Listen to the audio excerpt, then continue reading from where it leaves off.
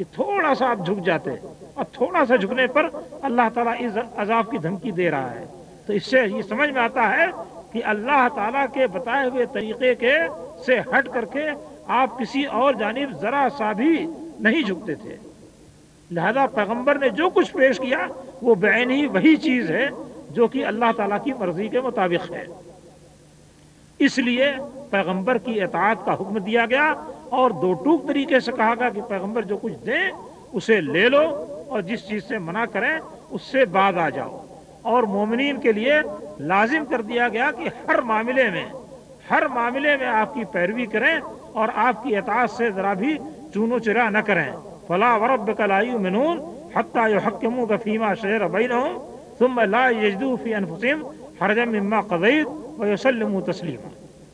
فرمایا کہ تمہارے پروردگار کی قسم ہے کہ لوگ مومن نہیں ہو سکتے یہاں تک کہ آپ کی پیروی کریں، یہاں تک کہ آپ کو حکم اور جج مان لیں ان جھگڑوں میں جو کہ لوگوں کے درمیان پڑ رہے ہیں۔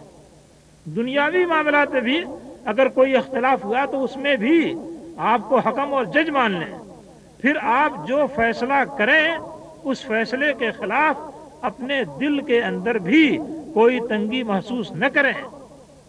یہ دیکھیے، جج فیصلہ کرتا ہے، جس کے خلاف فیصلہ ہو جاتا ہے وہ بہت دل ملاتا ہے، بہت سر پیٹتا ہے، اور باہر نکل کر کے بہت سی باتیں بولتا ہے، بڑے بڑے تبصرے کرتا ہے، گالیاں بھی دیتا ہے۔ مگر نبی کریم صلی اللہ علیہ وسلم کے اوپر ایمان لانے کا تقاضا یہ ہے کہ آپ جو فیصلہ کر دیں اس فیصلے کے خلاف دل کے اندر بھی کسی قسم کی کسک نہیں ہونی چاہیے۔ اگر دل کے اندر بھی کسک باقی رہ گئی تو آدمی مومن نہیں ہوا۔ تو آپ کی پیروی اس درجہ کرنی ہے کہ دل کے اندر بھی کسی قسم کی تنگی نہ ہو اور مکمل طریقے سے سر تسلیم خم کر دیں۔ جب تک یہ بات نہ ہو تب تک آدمی مومن نہیں ہوگا۔ اور فرمایا کہ وما کان لمؤمن ولا مؤمنۃ اذا قضى الله ورسوله امرا ان يكون لهم الخيرة من امرهم، کہ کسی مومن مرد اور کسی مومن عورت کے لیے اس کی کوئی گنجائش نہیں ہے کہ اللہ اور اس کے رسول کوئی فیصلہ کر دیں تو اس کے بعد بھی ان کے لیے اپنے معاملے میں اختیار باقی رہ جائے۔ اللہ اور اس کے رسول کے فیصلے کے بعد کسی کے لیے کوئی اختیار باقی نہیں رہتا۔ اور یہ فیصلہ کہاں تک عام ہے؟ مفسرین نے لکھا ہے کہ آیت حضرت زینب کے نکاح کے متعلق نازل ہوئی۔ حضرت زینب کو نبی کریم صلی اللہ علیہ وسلم نے پیغام دیا حضرت زید بن حارثہ کے لیے۔ زید بن حارثہ آزاد کردہ غلام تھے اور حضرت زینب ایک اونچے خاندان کی عورت تھی، ان پر یہ بات گراں گزری تو یہ آیت نازل ہو گئی اور فوراً انہوں نے بات تسلیم کر لی۔ حالانکہ کسی عورت کو پیغام دیا جائے تو اس کو اختیار رہتا ہے، وہ چاہے تو پیغام دینے والے کا پیغام قبول کرے اور چاہے رد کر دے۔ معاملات اسی لیے ہوتے ہیں، باتیں اسی لیے ہوتی ہیں۔ مگر جب اللہ کے رسول کی طرف سے پیغام پہنچ گیا تو یہ اختیار باقی نہیں رہا۔ تو جب ایک نکاح کے معاملے میں جس میں عموماً اختیار رہتا ہے اس میں بھی اختیار ختم ہو گیا تو شریعت کے باقی معاملات میں کہاں سے اختیار رہے گا؟ تو نبی کریم صلی اللہ علیہ وسلم کو اللہ تعالیٰ نے ہر اعتبار سے محفوظ کر کے اس طرح سے آپ کی اطاعت کا حکم دیا اور فرمایا کہ فَلْيَحْذَرِ الَّذِينَ يُخَالِفُونَ عَنْ أَمْرِهِ أَن تُصِيبَهُمْ فِتْنَةٌ أَوْ يُصِيبَهُمْ عَذَابٌ أَلِيمٌ، کہ جو لوگ پیغمبر کے حکم سے کی مخالفت کرتے ہیں انہیں ڈرنا چاہیے کہ اللہ تعالیٰ کی طرف سے وہ کسی آزمائش سے دوچار کر دیے جائیں یا کوئی دردناک عذاب ان کو پہنچ جائے۔ غرض پورا قرآن آپ اٹھا کر دیکھیں گے تو اس بات سے آپ کو بھرا ہوا نظر آئے گا کہ نبی کریم صلی اللہ علیہ وسلم کی پیروی کے علاوہ مسلمانوں کے لیے کوئی اور راستہ نہیں ہے۔ لقد کان لکم فی رسول اللہ اسوۃ حسنہ لمن کان یرجو اللہ والیوم الآخر، کہ تمہارے لیے نبی کریم صلی اللہ علیہ وسلم کے اندر بہترین نمونہ ہے جو اللہ سے امید رکھتا ہو اور آخرت کے دن کی امید رکھتا ہو۔ اسی بات کو اللہ تعالیٰ نے یہاں پر فرمایا جس کو میں نے پڑھا ہے، یا ایھا الذین آمنوا اطیعوا اللہ واطیعوا الرسول، اے لوگو جو ایمان لائے ہو اللہ کی اطاعت کرو اور رسول کی اطاعت کرو۔ رسول چونکہ اپنے ہر معاملے میں اللہ تعالیٰ کی مرضی کی نمائندگی کرتے ہیں، لہذا رسول کی اطاعت کو بلا چون و چرا اللہ تعالیٰ نے वाजिब करार दिया, फर्ज करार दिया और इससे निकलने की कोई गुंजाइश नहीं छोड़ी। अब हम ये देखते हैं या हमें ये देखना चाहिए कि रसूलुल्लाह सल्लल्लाहु अलैहि वसल्लम ने हमारे सामने क्या चीज़ छोड़ी है।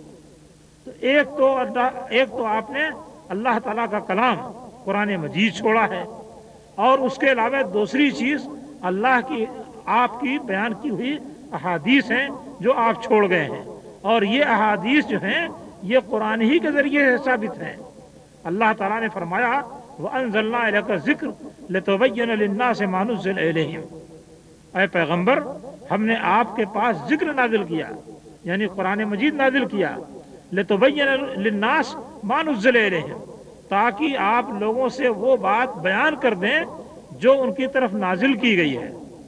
इसका माना साफ साफ ये है कि अल्लाह ताला ने कुरान मजीद नाजिल किया और कुरान मजीद को बयान करना, उसको वाज़ेह करना, ये नबी करीम सल्लल्लाहु अलैहि वसल्लम के जिम्मे लगाया। उसकी मैंने एक मिसाल दी थी किसी मौके पर, वो मिसाल आज भी पेश करता हूँ, ज़रा सा उस पर आप गौर कीजिए। एक गवर्नर है या वजीर आज़म है, वो हुक्म देता है किसी शख्स को, किसी इंजीनियर को कि फला नदी पर या फला दरिया पर या फला मकाम पर तुम एक पुल बना दो।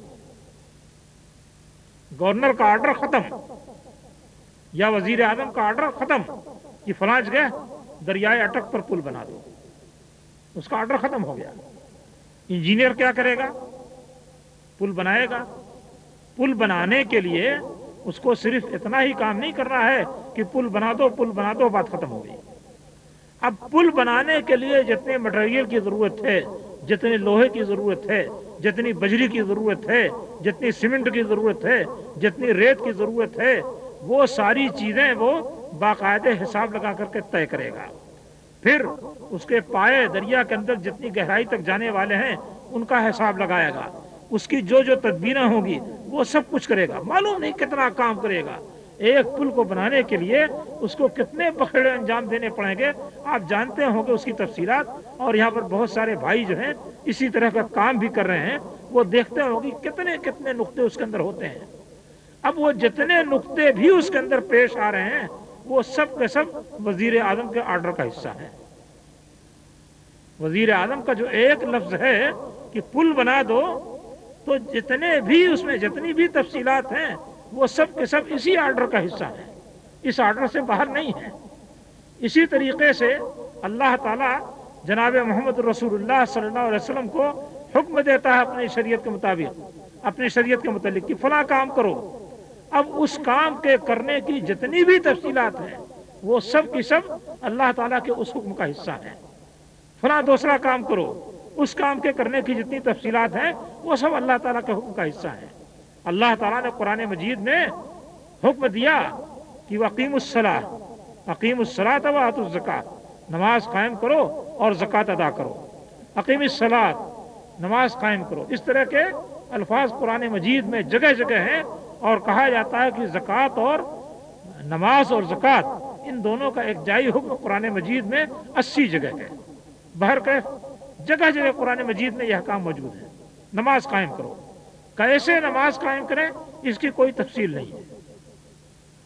अब इस नमाज को कायम करने के लिए जितनी भी तफसीलात हैं जो नबी करीम सल्लल्लाहु अलैहि वसल्लम ने दी हैं वो सब की सब अल्लाह ताला के इसी हुक्म और इसी ऑर्डर के तहत है। जिस तरीके से वजीर आजम कहता है कि पुल बनाओ, तो पुल बनाने की जितनी तफसीलात हैं वो सब की सब उसके ऑर्डर का हिस्सा है। इसी तरीके से अल्लाह ताला ने फरमाया कि नमाज कायम करो, तो नमाज कायम करने के जितने मामलात हैं वो सब के